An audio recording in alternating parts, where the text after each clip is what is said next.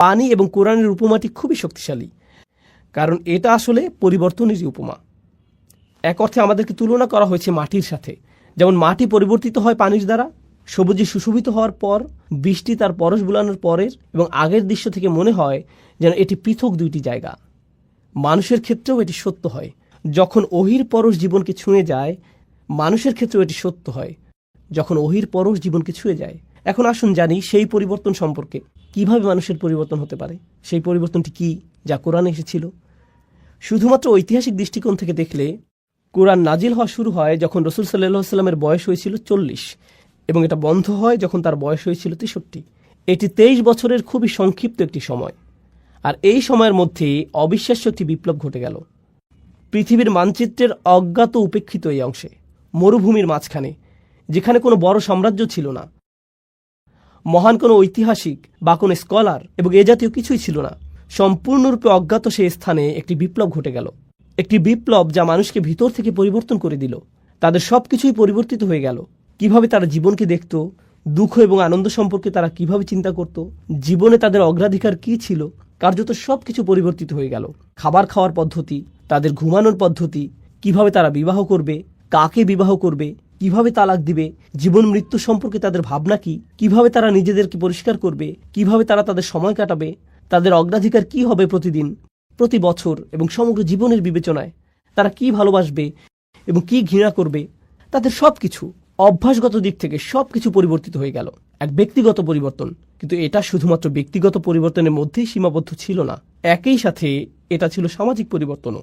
ব্যবসা চালানোর পদ্ধতিতে পরিবর্তন আসলো, অর্থনীতির বিন্যাস পরিবর্তিত হলো, মানুষ যেভাবে একে অপরের সাথে ব্যবহার করত তার পরিবর্তন আসলো, নারী এবং পুরুষের অধিকারগুলো কি এবং সমাজে তারা কিভাবে একে অপরের সাথে মেলামেশা করবে, কিভাবে বিভিন্ন অর্থনৈতিক শ্রেণীর মানুষেরা একে অপরের সাথে ব্যবহার করবে, জনগণের প্রতি সরকারের আচরণ কি হবে, সরকারের প্রতি জনগণের আচরণ কি হবে, কোন আদর্শ এবং মূল্যবোধ সমাজের আচার আচরণ কি নির্ধারণ করবে, যুদ্ধের নীতি বা কি হবে, যুদ্ধ কিভাবে পরিচালিত হবে। এক কথায় এমনকি সমাজের ক্ষেত্রেও মূল্যবোধ পদ্ধতিতে সম্পূর্ণ বৈপ্লবিক পরিবর্তন এসেছিল এই 23 বছর সময়ের মধ্যে। ঐতিহাসিক দৃষ্টিকোণ থেকে একটি নির্দিষ্ট সমাজে ঘটে যাওয়া এটা ছিল আসলে অভূতপূর্ণ এক পরিবর্তন। উপরন্তু আপনি যদি এই বিষয়টি চিন্তা করেন, এই মানুষগুলোর ছিল হাজার বছরের পুরনো ঐতিহ্য এবং সংস্কৃতি। আর যখন মানুষ শত শত বছর ধরে একটি ঐতিহ্য অনুসরণ করে আসে, তখন তারা এটাতে খুবই অভ্যস্ত হয়ে যায়। পরিবর্তন করা সহজ কোনো কাজ নয়, কিন্তু কিছু একটা ঘটে গেছে এই সময়ের মধ্যে যা তাদেরকে এমনভাবে পরিবর্তন করেছে যার সাথে মানব ইতিহাসের অন্য কোনো পরিবর্তনের তুলনাই হয় না। আর শুধু তাই না, শুধুমাত্র বিশ্ব মানচিত্রের ছোট সেই অংশ পরিবর্তন হয়েই থেমে থাকেনি, বরং এর ফলশ্রুতিতে মাত্র কয়েক বছরের মধ্যেই পৃথিবীর মানচিত্র পরিবর্তিত হয়ে গিয়েছে চিরদিনের জন্য। সেই 23 বছরে যা ঘটে গেছে তার জন্যই আপনি এবং আমরা অনেকেই আজ মুসলিম। এটা একটা অবিশ্বাস্য ধরনের পরিবর্তন যা পৃথিবীকে পরিবর্তিত করে চলছে আজকের দিন পর্যন্ত। এটা শুরু হয়েছিল তখন, আর এর প্রভাব এখনও চলমান। ইতিহাসবিদদের দৃষ্টিকোণ থেকে একে দেখতে পারেন, রাষ্ট্রবিজ্ঞানের দৃষ্টিকোণ থেকে, সমাজবিজ্ঞানের দৃষ্টিকোণ থেকে, অর্থনীতিবিদের দৃষ্টিকোণ থেকে। তারা এই পরিবর্তনকে পর্যবেক্ষণ করতে পারে এবং পরিমাপ করতে পারে এবং দেখতে পারে কিভাবে মানচিত্র পরিবর্তিত হয়েছে, কিভাবে রাজনীতি পরিবর্তিত হয়েছে, কিভাবে ইসলাম বিস্তার লাভ করেছে। সবচেয়ে অবিশ্বাস্য যে পরিবর্তন ঘটেছিল তা ছিল একটি পরিবর্তন, আর তা হলো মানুষের হৃদয়ের মধ্যকার পরিবর্তন। মানুষের ভিতরে কিছু একটা পরিবর্তিত হয়েছিল। আপনি হয়তো বলবেন বাইরের কথা, যে পৃথিবী দেখতে কতই না সবুজ। কোরআন বলছে ভেতরে সেই বীজটির কথা যা সেই পরিবর্তন ঘটিয়েছিল। এটি সকল পরিবর্তনের মূল, আর এটাই আমরা বোঝার চেষ্টা করছি এই আলোচনায়। এই ছিল সূরাটির ভূমিকা এবং এ বিষয়ে আমার কিছু মন্তব্য। এখন আমি আরও 3টি বিষয় আপনাদের সাথে আলোচনা করব। আবারও সংক্ষেপে সেগুলো বর্ণনা করছি। প্রথমত আপনাদের সাথে আলোচনা করব প্রথম আয়াতে উল্লেখিত আল্লাহর 4টি নাম নিয়ে। তারপর আপনাদের সাথে আলোচনা করব দ্বিতীয় আয়াতে উল্লেখিত রাসূল সাল্লাল্লাহু আলাইহি সাল্লামকে যে 4টি কাজ দেওয়া হয়েছিল তা নিয়ে। আর তৃতীয়ত আমরা এই সবগুলোকে একসাথে নিয়ে আসব এবং বোঝার চেষ্টা করব কিভাবে আমরা আমাদের নিজেদেরকে পরিবর্তিত করতে পারবো। তো আসুন প্রথম আয়াতটি দিয়ে শুরু করা যাক। বিসমিল্লাহির রহমানির রহিম। ইউসাব্বিহু লিল্লাহি মা ফিস সামাওয়াতি ওয়া মা ফিল আরদিল মালিকিল কুদ্দুসিল আজিজিল হাকিম। আমি আপনাদের জন্য সরল অনুবাদ করছি। আকাশ এবং পৃথিবীর সব কিছু আল্লাহর পারফেকশন ঘোষণা করছে এবং তারা এটা করে যাবে। তিনি রাজা, পবিত্র, কর্তৃত্বের অধিকারী, বিজ্ঞ। এটা সরল অনুবাদ, যার মধ্যে আমি মনোযোগ দিব আল্লাহর এই 4টি নামের উপর। তারপর আমরা এগুলো নিয়ে কিছুটা বিস্তারিত আলোচনা করব। আরও একবার সরল অনুবাদ করি। আকাশের সবকিছু এবং পৃথিবীর সবকিছু ঘোষণা করে এবং ঘোষণা করতে থাকবে আল্লাহর পারফেকশন, যিনি রাজা, পবিত্র, কর্তৃত্বের অধিকারী, বিজ্ঞ। রাজা, পবিত্র, কর্তৃত্বের অধিকারী, বিজ্ঞ। তো আসুন এখন এই নামগুলোর প্রত্যেকটি নিয়ে কিছুটা আলোচনা করা যাক। আর আমি যেটা দিয়ে শুরু করতে চাই, এই বিষয়ে ইমাম ফখরুদ্দিন আল রাজির একটা পর্যবেক্ষণ দিয়ে, যিনি আল্লাহর এই 4টি নাম নিয়ে একসাথে চিন্তা করেছেন। আর তার মতে যে জিনিসটা এই 4টি নামকে একসাথে যুক্ত করেছে তা হলো প্রত্যেকটি নামই এর নিজস্ব ভঙ্গিতে আপনাকে আল্লাহর আরও কাছে নিয়ে যাবে। প্রত্যেকটি নামই আপনাকে আল্লাহর প্রতি আকৃষ্ট করে এবং আপনাকে আল্লাহর সান্নিধ্যে রেখে দেয়। ফখরুদ্দিন আল রাজি এটা বর্ণনা করেছেন। আমি তার ব্যাখ্যা থেকে কিছু উদ্ধৃতি উল্লেখ করছি। আল্লাহর গুণবাচক নাম রাজা বিষয়ে আমি তার ব্যাখ্যা দিয়ে শুরু করছি। أن العظيم لا ينصرف عن مجلس من كان عنده إلا عند انفضاد مجلسه أو إذانه بانصرافهم। যখন আপনি মহিমান্বিত কারো সান্নিধ্যে থাকেন, এই ক্ষেত্রে একজন রাজার সান্নিধ্য, এটা অশোভনীয় যে আপনি সেখান থেকে হঠাৎ করে বের হয়ে আসবেন। আপনাকে রাজকীয় সান্নিধ্যের সম্মান দেওয়া হয়েছে, আপনি আমন্ত্রিত হয়েছেন কোনো প্রাসাদে, তখন আপনি কোনো রেস্টুরেন্ট বা ট্রেন স্টেশন অথবা সিনেমা হলে বসে নেই যে আপনি উঠে চলে আসলেন। যেহেতু আপনি একজন রাজার সান্নিধ্যে রয়েছেন, আপনাকে যথাযথ শিষ্টাচার এবং নিয়মকানুন মেনে চলতে হবে। আমার নিজের এই বিষয়ে কিছুটা অভিজ্ঞতা আছে। আমার সুযোগ হয়েছে কয়েকজন প্রেসিডেন্ট এবং কয়েকটি দেশের রাজপরিবারের সদস্যদের সাথে সাক্ষাৎ করার। আপনি তাদের সাথে সাক্ষাৎ করার আগে সবসময় একটা প্রোটোকল টিম থাকে, তারা বলে দেয় এভাবে আপনি প্রেসিডেন্টের সাথে দেখা করবেন, এভাবে আপনি রাজাকে সম্ভাষণ জানাবেন, এখানে আপনি বসবেন, প্রথমে এটা করবেন, তারপর সেটা করবেন। কথোপকথনের মাঝখানে আপনি ফোন হাতে নিয়ে এভাবে কথা বলতে পারবেন না। এক্সকিউজ মি, রাজা, আমাকে একটা ফোন রিসিভ করতে হবে। না, এটা সম্ভব না। আল রাজি যা বোঝাতে যাচ্ছেন তা হলো আপনি হতবাক হয়ে যান এই ভেবে যে আপনি আল্লাহর রাজকীয় সান্নিধ্যে আছেন এবং আপনি সেই মহিমান্বিত সান্নিধ্য থেকে দূরে চলে আসতে বিব্রত এবং লজ্জিত বোধ করবেন। আপনি এতটা সম্মানিত বোধ করছেন যে সেখানে আপনি পৌঁছাতে পেরেছেন। কেন আপনি চাইবেন সেই নৈকট্য ছেড়ে আসতে? আপনার মন চাইবে না সেই নৈকট্য ত্যাগ করতে। তো আল্লাহর এই প্রথম নামটি আপনাকে সেই রাজকীয় নৈকট্যের প্রতি আকৃষ্ট করে এবং সেখানে থাকতে অনুপ্রাণিত করে। আল্লাহর দ্বিতীয় নামটি আল কুদ্দুস, যার সরল অনুবাদ আমি করেছি পবিত্র। আল রাজি এ বিষয়ে বলছেন, আল মুনাজ্জাহু আনিন নুকস ওয়া হুয়া ইউরগাবু ফি হাদরাতিহি। এটা বোঝায় এমন ব্যক্তিকে যিনি সকল ত্রুটি থেকে মুক্ত। আর যেহেতু সেই ব্যক্তি ত্রুটি থেকে মুক্ত, সে হয় পরিশুদ্ধ, খাঁটি চরিত্রের অধিকারী। সবাই এই ধরনের সত্তার সান্নিধ্য কামনা করে। আরও সহজ করে বলছি, মানুষ বিশুদ্ধ চরিত্র পছন্দ করে। আমরা এ ধরনের মানুষ ভালোবাসি যারা তাদের কথায়, তাদের আচরণে, তাদের ব্যবহারে পরিশুদ্ধ, তাদের উদারতা পরিশুদ্ধ, তাদের পরামর্শ পরিশুদ্ধ, তাদের একনিষ্ঠতা পরিশুদ্ধ। আপনি এই ধরনের মানুষের দিকে আকৃষ্ট হন। সত্যবাদী মানুষ, সৎ মানুষ, স্বচ্ছ চরিত্রের মানুষ, এই ধরনের মানুষের চারপাশে আপনি থাকতে চান। মানবজাতির স্বভাবগতভাবেই সত্যবাদিতা, পরিচ্ছন্নতা এবং বিশুদ্ধ চরিত্রের দিকে আকৃষ্ট হয়। বাহ্যিক দিক থেকেও আপনি যদি কোনো দূষিত এলাকায় বসবাস করেন, যেখানে রয়েছে ধুলাবালি এবং এ জাতীয় জিনিস, মানুষ সেটা থেকে কোথায় চলে আসতে চায়? প্রাকৃতিক পরিবেশে, যেখানে তারা তাজা হাওয়ার শ্বাস নিতে পারবে, যেখানে তারা বিশুদ্ধ পানি পান করতে পারবে। বিশুদ্ধতা এমন একটা বিষয় যা মানুষকে যেমন আকৃষ্ট করে মানসিক দৃষ্টিকোণ থেকে, শারীরিক দিক থেকেও আমরা বিশুদ্ধতা এবং পরিচ্ছন্নতার প্রতি আকৃষ্ট হই। আমরা ময়লা ও অপরিচ্ছন্নতা থেকে দূরে থাকতে চাই। এটা মানব প্রবৃত্তি যা আল্লাহ আমাদের মধ্যে দিয়েছেন। তো আপনি যখন আল্লাহর পরিচয় পান চূড়ান্ত পবিত্র পরিশুদ্ধ সত্তা হিসেবে, তার সান্নিধ্য আপনাকে পরিশুদ্ধ করতে থাকে। তখন আপনি আপনার ভিতরে পরিবর্তন লক্ষ্য করেন, আর এই অবস্থায় আপনি সেই সান্নিধ্য ত্যাগ করতে চান না। তো এই পর্যন্ত বলেছি আল্লাহর 2টি নাম। দ্রুত রিভিশন দিচ্ছি। রাজা, এটি ছিল প্রথম নাম, এবং পবিত্র, এটি ছিল দ্বিতীয় নাম। আল্লাহর তৃতীয় নামটি হলো কর্তৃত্বের অধিকারী, আল আজিজ। يعتز الملتفون حوله فمفارقتهم حضرته تفريط في العزة। আমি নামগুলোকে সহজ রাখার চেষ্টা করছি যাতে আপনারা শব্দগুলো মনে রাখতে পারেন। নামগুলো হলো রাজা, পবিত্র, কর্তৃত্বের অধিকারী, বিজ্ঞ। এখন আমরা কর্তৃত্বের অধিকারী নামটিতে আছি। তো আসুন আরবি ভাষা অনুযায়ী আল আজিজ শব্দটি নিয়ে কিছুটা আলোচনা করি। এর মধ্যে আসলে 2টি অর্থ অন্তর্ভুক্ত। এর একটি অর্থ হলো কর্তৃত্ব, যা আমি ইতিমধ্যে অনুবাদ করেছি, কিন্তু এর অর্থের মধ্যে সম্মান এবং মর্যাদা অন্তর্ভুক্ত। আর আপনি যদি এই 2টি অর্থকে মিলিত করেন, তখন আল আজিজ যে ধারণাটি প্রদান করে তা হলো এমন কর্তৃত্ব যিনি সম্মানেরও যোগ্য। এটা গুরুত্বপূর্ণ একটা স্বতন্ত্র বৈশিষ্ট্য, কারণ এমন মানুষ আছে যাদের কর্তৃত্ব আছে কিন্তু তাদের কোনো সম্মান নেই। এমন এলাকা আছে যেখানে পুলিশের যথেষ্ট কর্তৃত্ব আছে কিন্তু এলাকার মানুষ তাদেরকে সম্মান করে না। এমন মানুষ থাকতে পারে যার সম্মান আছে, একজন শিক্ষক, কিন্তু তার কোনো কর্তৃত্ব নেই, এরকমও ঘটতে পারে। কিন্তু আল আজিজ হলেন এমন সত্তা যার কর্তৃত্ব আছে এবং তিনি একই সাথে সম্মানিত। আল রাজি বলেছেন কেন এই নামটি আকর্ষণকারী? তার মতে এই সবগুলো নামই কোনো না কোনোভাবে আকর্ষণ সৃষ্টিকারী, তাই না? এগুলো আপনাকে আল্লাহর নিকটবর্তী করে। তিনি বলেন এই গুণটিও রাজার মতো। একজন সম্মানিত এবং কর্তৃত্বের অধিকারী ব্যক্তি আপনাকে আমন্ত্রণ জানিয়েছেন, তার নৈকট্য লাভ করেছেন। আপনি সেই নৈকট্য ছেড়ে আসলে তিনি অসম্মানিত হবেন না, বরং আপনি নিজে অসম্মানিত হবেন। আপনি সেই সম্মান থেকে বঞ্চিত হবেন। আপনি আমন্ত্রণ পেয়েছেন সম্মানিত কোনো ব্যক্তির পক্ষ থেকে, আপনি আমন্ত্রণ পেয়েছেন কর্তৃত্বের অধিকারী কোনো ব্যক্তির কাছ থেকে। তো আপনার তার প্রতি আনুগত্য প্রদর্শন করা, সেখানে গিয়ে অবস্থান করার অর্থ হলো আপনার নিজেকে সম্মানিত করা। তো মানুষ আসলে সম্মানিত হতে পারে আল আজিজের সান্নিধ্য পাওয়ার মাধ্যমে।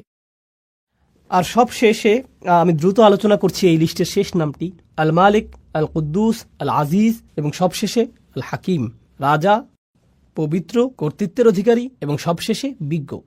إذا فارق أحد حضرته فاته في كل آن شيء من الحكمة. চমৎকার কথা। যখন আপনি কোনো বিজ্ঞ ব্যক্তির সান্নিধ্যে থাকেন, তার কাছ থেকে বিজ্ঞতা অর্জন করতে যে কয়টি মুহূর্ত আপনি মিস করেন তাই আপনার জন্য ক্ষতি। প্রতিটা মুহূর্তকে আপনি কাজে লাগাতে চান।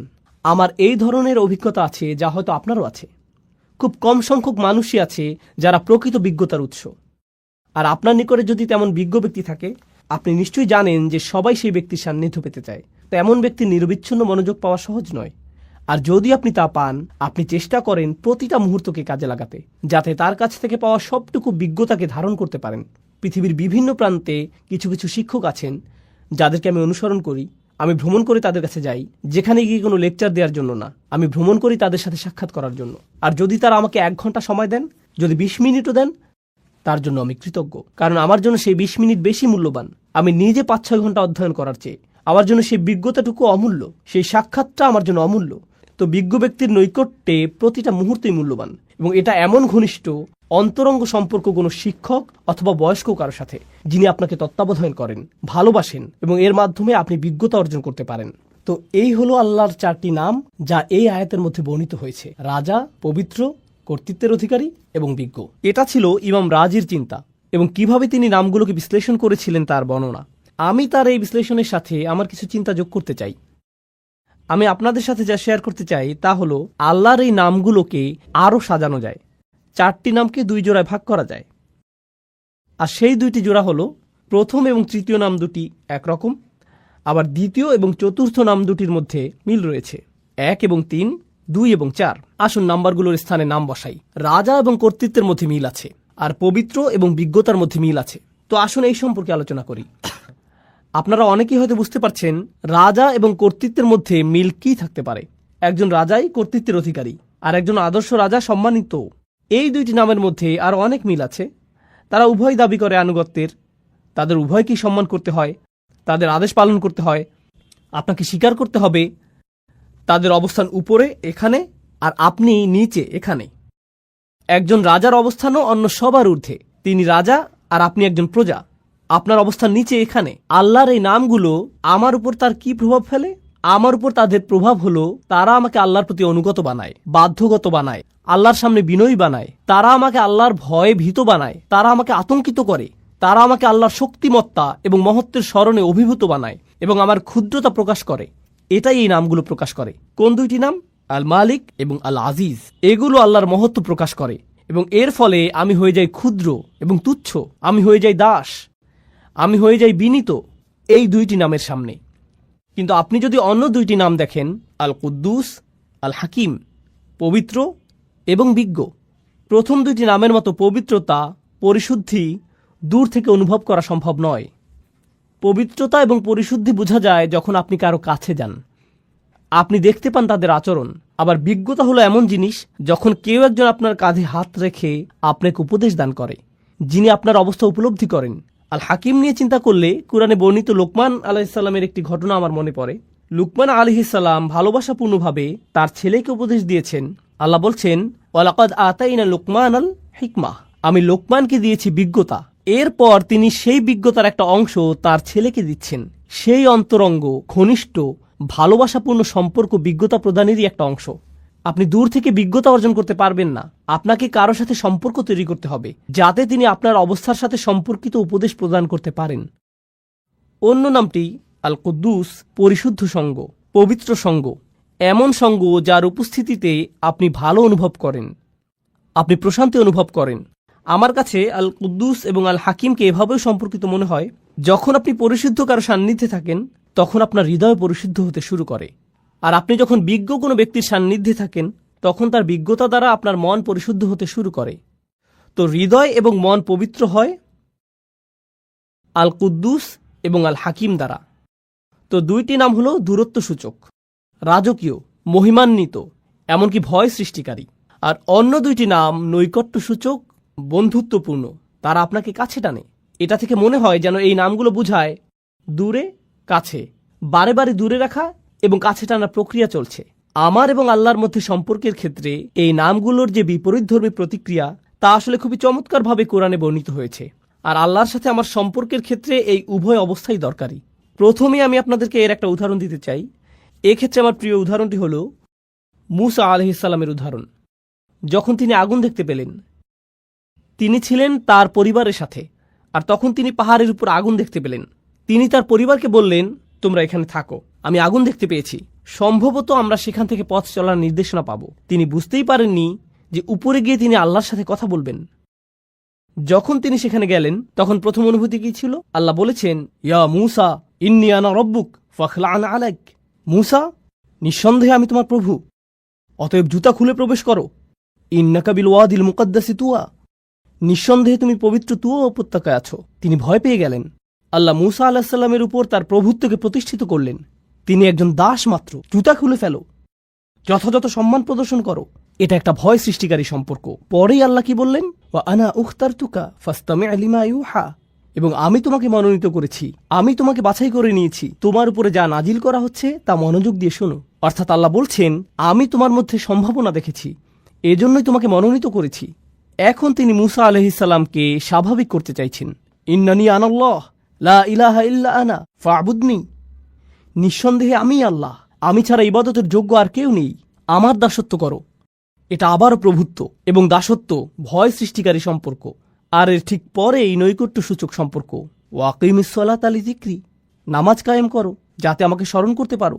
আল্লাহর স্মরণ অবশ্যই হৃদয়ের সাথে সম্পর্কিত এবং আল্লাহর সাথে নৈকট্য প্রকাশকারী বিষয়।